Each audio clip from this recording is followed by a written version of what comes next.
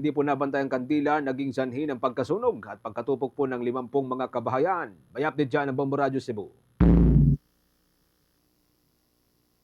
2 araw bago ang pabukas ng Fire Prevention Month, sumiklab ang napakalaking sunog noong Pebrero 27 sa sitio San Vicente Ferrer, Barangay Lahog, Cebu City, kung saan nasa 40 bahay ang natupok habang 10 naman ang nasira matapos sumiklab ang malaking sunog sa nasabing residential area. Sa naging panayam ng Bombo Radio Cebu, kinumpirma ni Senior Fire Officer 3 Wendell Villanueva, Information Officer ng Cebu City Fire Station, na natanggap ng Cebu City Fire Department ang alarma sa sunog 6:57 ng gabi at itinaas ang ikalawang alarma 7:11 ng gabi at nakontrol ang apoy alas 8:30 at tuluyang naapula alas 9:41 ng gabi.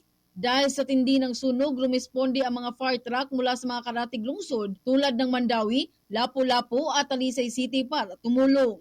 Idinagdag din ito na ang mga bumbero ay nahirapan sa pagresponde sa sunog dahil sa makitid na daan kung saan kinakailangan nilang magkonekta ng maraming hose upang maabot ang apoy. Idinagdag pa ng opisyal na ang sanhi ng sunog ay isang kandilang naiwan sa loob ng bahay ni Edwin Escandalio at mabilis na kumalat sa mga kalapit na bahay na gawa sa mga light materials. Binanggit rin ng opisyal na hindi ito ang unang pagkakataon na nasunog ang bahay ng mga Escandalio dahil dati na itong naapektuhan ng sunog ngunit nailigtas ng mga kapitbahay. Naputol na pala ang kuryente ng pamilya dahilan para gumamit sila ng kandila na siyang kanilang ginawang ilaw. Tinatayang nasa 1.2 million pesos ang pinsala kung saan 70 pamilya naman ang direktang apektado. Sa ngayon, kasulukuyang nakatira muna ang mga biktima sa barangay Jim. It was unattended candle na nakapagdulot ng sunog sa naturang lugar. Fortunately, wala tayong na-record na injury or casualty sa naturang sunog. It's very